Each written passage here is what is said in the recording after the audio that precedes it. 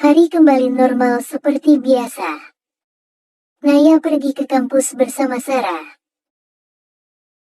Beberapa kali ia bertanya kemana perginya Sarah dan mengapa kepergiannya bisa sama dengan kedatangan Bara, namun tetap saja ia tidak bisa mendengar jawaban yang memuaskan.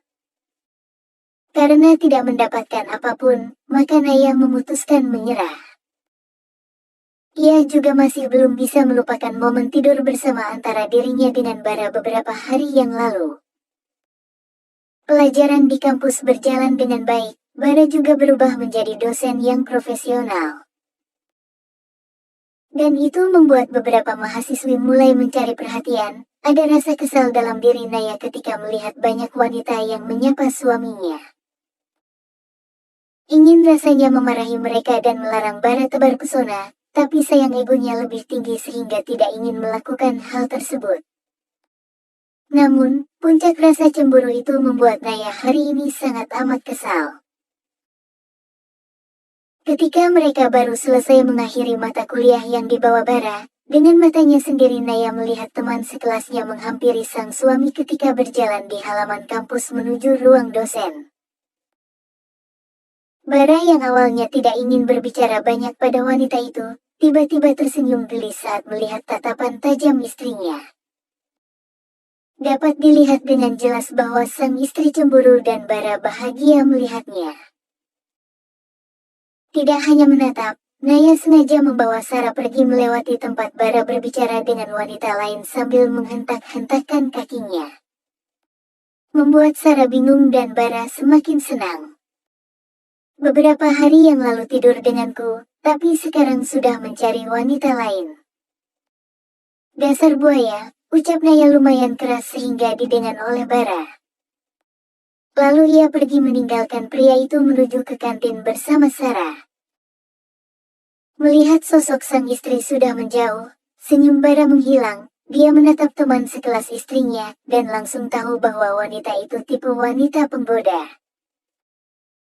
Kalau tidak, untuk apa dia menghampiri dan mengatakan omongan kosong padanya sedangkan ia sudah tahu bahwa Bara telah menikahi.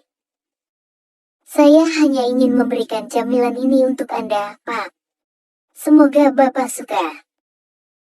Benar bukan? Dari caranya memperlakukan Bara saja sudah dapat terlihat dengan jelas bahwa dia bukan wanita baik-baik.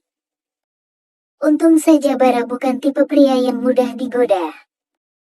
Oh ya, saya juga bisa membantu Anda untuk memperbaiki hubungan Anda dan istri Anda.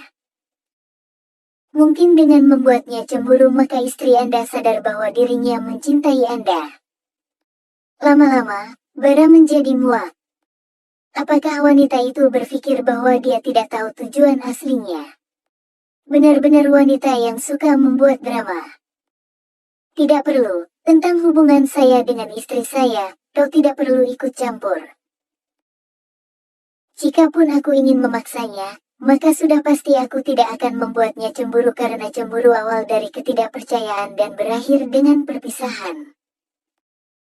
Aku tidak mau berpisah dan lebih suka menjadi budak cintanya daripada membuatnya semakin membenciku.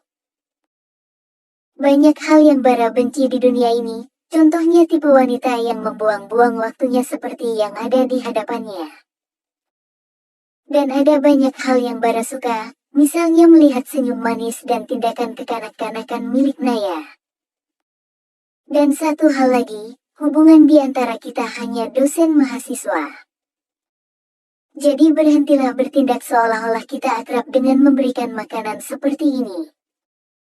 Jikapun aku ingin makan, sudah pasti aku akan meminta istriku yang membawanya. Setelah itu Bara langsung pergi meninggalkan wanita tersebut dengan wajah malu. Dia memang sangat mengagumi Bara terutama ketika tahu bahwa pria itu pemilik perusahaan yang sedang berkembang saat ini. Andai dia bisa mendapatkan Bara, maka kedudukannya bisa naik, tapi sayang sekali bahwa semuanya hanya akan menjadi hayalan karena Bara bukan tipe pria nakal. Sesampainya di ruangan, sejenak Bara memikirkan cara untuk memanggil Naya dan menjelaskan padanya bahwa dia tidak pernah berniat mengkhianati pernikahan mereka. Walau terkesan sederhana, tapi salah paham bisa membuat segalanya semakin tidak mengenakan. Pandu, minta istriku datang ke ruangan. Katakan saja bahwa beberapa tugas yang dia kumpulkan ada yang salah. Bara memutuskan menghubungi Pandu, mata-mata yang ia tugaskan di kelas istrinya. Siap, Tuan. Aku akan segera menemui Nyonya. Mendapat tugas, Pandu menjadi sangat bersemangat. Beberapa hari ini dia tidak banyak melakukan tugas sehingga merasa bosan. Setelah mendapatkan posisi Naya, Pandu langsung menghampirinya dan mengatakan pesan dari tuannya. Naya, Pak Bara memanggilmu ke ruangannya. Dia mengatakan bahwa tugas yang kau kumpulkan ada yang salah, dan kau harus datang jika tidak Pak Bara akan membuat nilai semestermu menjadi C. Karena tidak tahu apa hubungan Pandu dan Bara, maka Naya percaya saja dengan ucapan teman sekelasnya.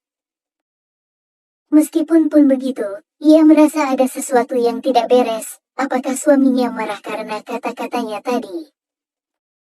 Tiba-tiba Naya merasa menyesal karena sudah menyindir Bara. Tidak bisakah aku tidak datang? Ini terdengar sangat aneh. Mungkin saja Pak Bara salah nama. Kau harus datang, dan Pak Bara tidak salah. Kalau begitu aku akan kembali, ingat untuk menemuinya atau kau akan menyesal. Baiklah, terima kasih. Sarah memutuskan untuk diam, dia tahu bahwa tuannya pasti ingin menjelaskan kesalahpahaman yang baru saja terjadi. Lagi pula, jika ia membantu pasti Naya akan mencurigainya.